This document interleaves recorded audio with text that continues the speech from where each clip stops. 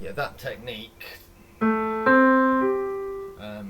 called rotation technique, where you rotate your hand.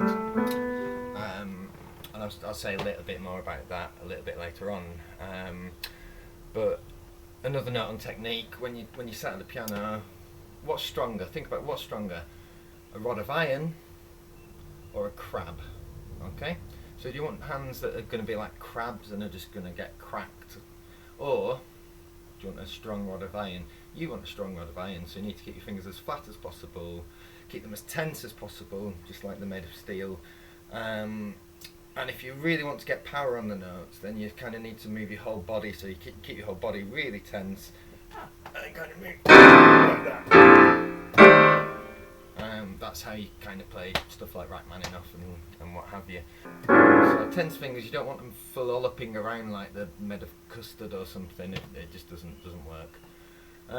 So we've said about the repetition. Eventually, you get to the second bit, and it kind of goes like.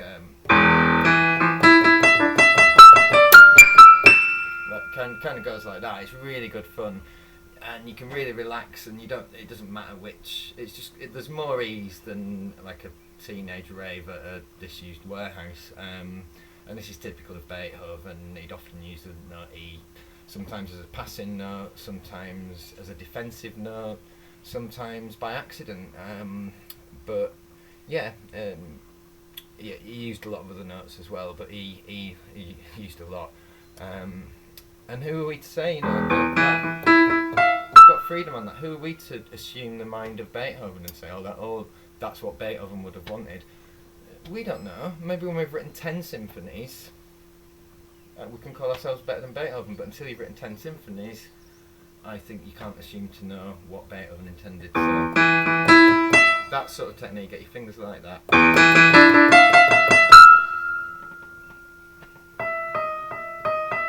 And then when it comes back in, there's just loads and loads of these, like just go on. I'm not even wearing a watch, I don't know why I looked at my wrist, but. And then you can use a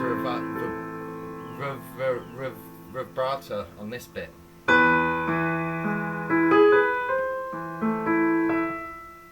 Get that tension going.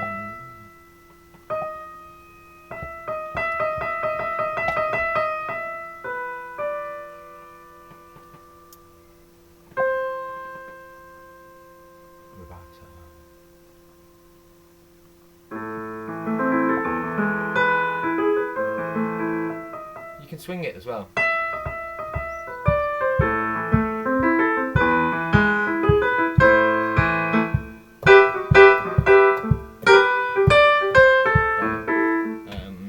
Yeah, you do what you like with it, really. Now the next section has a really advanced section that kind of goes like this. 1, 2, 3, 4. You need to really sing this bit out. And then this bit is what's called a kind of.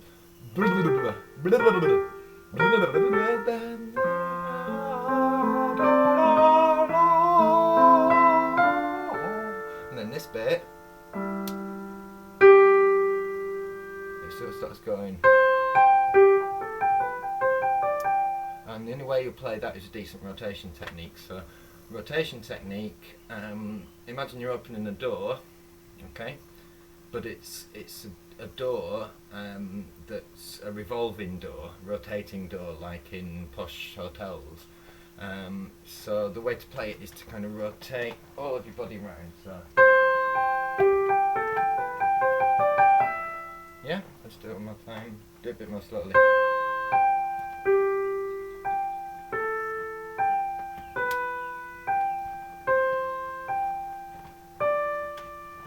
So remembering to keep your body as tense as you can, that'll really help.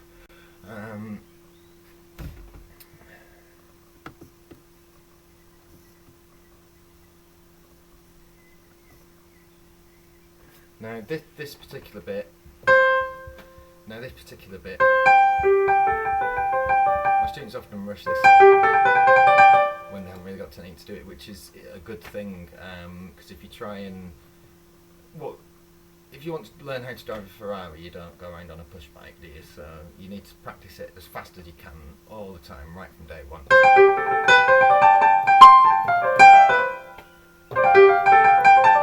Like just something like that, you know.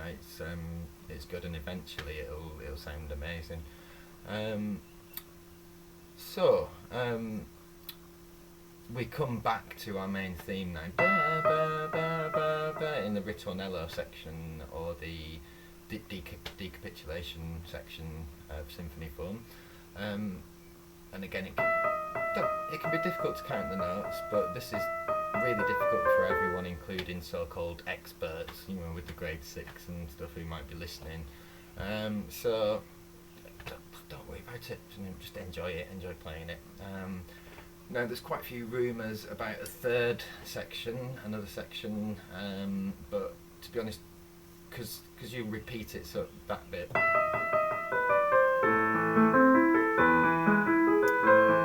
it's unlikely that you'll ever get to the final section.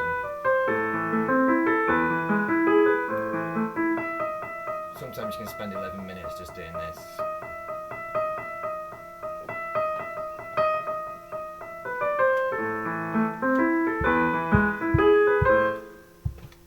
That's it from me.